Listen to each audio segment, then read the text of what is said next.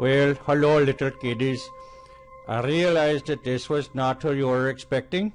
At some point there was a loose promise that Mr. Sunshine would be here, but he could not be here. He was too busy being very fabulous. Very fabulous. And sometimes there's just not enough time in the day to do all those things and then do the tutorials. So I am very sorry, but you will just have to deal with me today talking about specific heat. Specific heat, and very simply talked about, it is the heat needed to make something warmer. Warmer as in increase the temperature. This is a very simple concept. It is very simple. For example, if we were to take, let's say, this substance right here, we'll mark it with an X, and the specific heat is very simply the amount of energy needed, and we will denote the energy by little wavy lines like that. This will be energy, and it's the amount of energy required to change 1 kilogram of a substance 1 degree Celsius. That's it. That's the whole definition. Amount of energy 1 kilogram to raise 1 degree Celsius, and that's to raise 1 degree Celsius, otherwise represented as maybe delta T. Delta T is where you have, let's say, a temperature final minus a temperature initial, or in our example would be something like this, where we would take let's say a final temperature of 95 degrees centigrade minus the initial temperature, which was, let's say, 50 degrees centigrade. What is the delta T? Do you know? How about you in the back? Are you paying attention? Focus this way.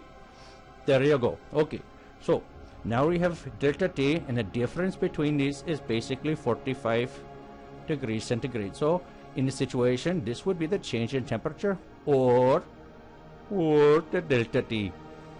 Now there is another way to look at this as well.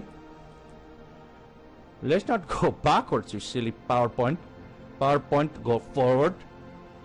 Go forward again. Very good. Now, in the process of looking at this, there are a couple different ways of doing specific heat. First off, there's doing it with a lot of stuff, for example, like a kilogram. But look at this. What if the sample is very small? Notice it is very much smaller than the last one. This is a gram.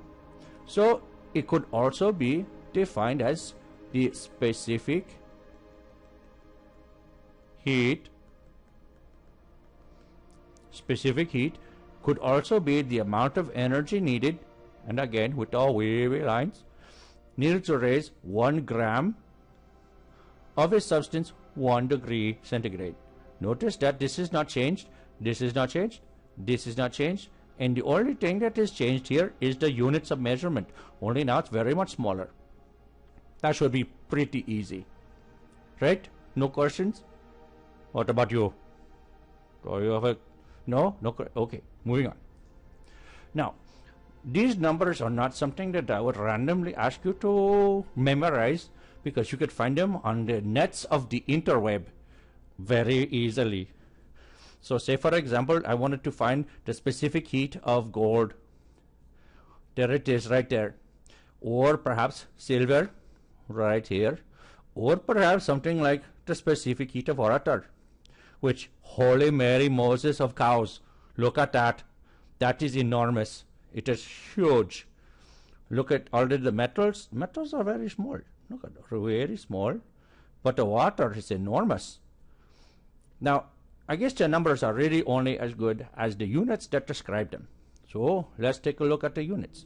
In this case, the specific heat is measured in units of joules over kilograms per degree Celsius.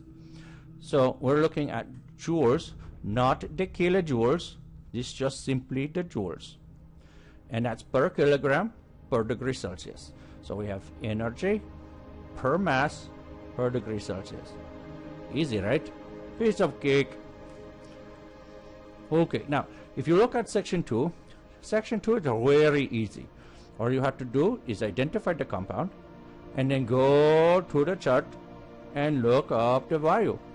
Once you have the value, you just write it in your notebook. Say oxygen O2. Now this one says oxygen gas. This is naturally occurring. Because normally oxygen, normally when you breathe it, so breathe in, then breathe out.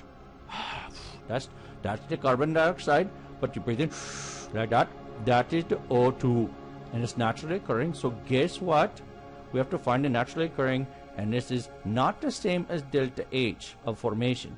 This is different. This is the specific heat, so it will have a value. See, I was trying to trick you there by making you think, oh, maybe it's 0. That would be wrong.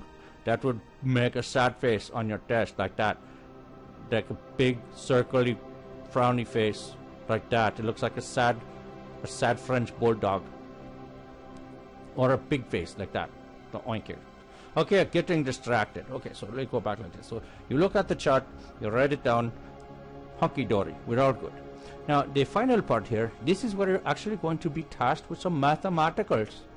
Mathematicals. Right, Mathington? She says correct. Okay, so now we read the question. You're going to heat your room from it's a very chilly 8 degrees Celsius, which is really cold, to a more cozy 23 degrees. So here is the formula. The change in temperature or the energy you need to put in is a factor of the mass times the specific heat times the delta T. So in this case, I have pre-calculated the air for you. It was a really tricky process. If you're very interested, I can show you. What I have the work, I believe, somewhere around here, maybe under the seat, maybe somewhere over there, but I'll show you. But here's the mass. So in this case, you have 177.4 kilograms, and this is the mass of the air in the entire room, the whole room. And now I had to figure that out because I had to go and figure out, okay, the size of the room, which I sort of arbitrarily, made the size. And then I had to calculate the height and the length and the width, height, length, side, and then find the volume, and then figure out exactly how much air was in there, and then how much that kilograms would weigh. How much does all that air weigh? Well, according to this, it's 177.4 kilograms, and according to this, the specific heat of air is 1.0 kilojoules per kilogram degrees Celsius times the delta T. Delta T is between 8 and 23, which is, I believe, 15 degrees centigrade, and we are now, look, all set up. Now, guess what? These units were cancelled. You'll be left with energy, which is what you were looking for. Now, simply multiply all these out. Go ahead, multiply them out. You can hit a pause button. I will not be offended. Okay, now I was going to give you the answer, but I was kidding. You have to go back and get the answer from the person in the back of the room. From what I understand, the director is MIA, so he will not be helping you. Maybe by the texty message you could help him, but I don't think he has the answers with him. You may have to go back and check, because I believe he has the answers. So once you have all 6 of those questions figured out, then it's time to do some analysis.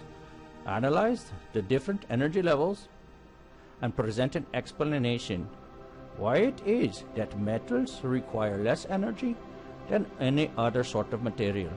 Why is that? When you have a metal, let's say a metal sheet, what is it about the metal? What is it about the metal that makes it so easy to change temperatures? So a very low delta, forget you delta, very low specific heat means that the temperatures will change very easily. so easily. You breathe on it and it's like warms up. And then some other materials, if you have a very high specific heat, then it takes a lot of energy to change the temperature. Why is that? What is it about the bonding? What is it about the... Oh, here's a tip. Electronegativity. Might want to look that up too. A little bit of hintage. Or perhaps the key term, maybe this one. Why is it written down there? That's crazy. Hydrogen bonding. Maybe that plays a role. Things you might want to look up or possibly include in your description. Well, ladies and gentlemen, that's about it for me. Listen carefully. Take your time with this. Do it right, because this is very key. You are on your last training. Number 5 is the last one before you analyze the big one. The very big one. My name is Mohammed Mumbai, and I'm out of here.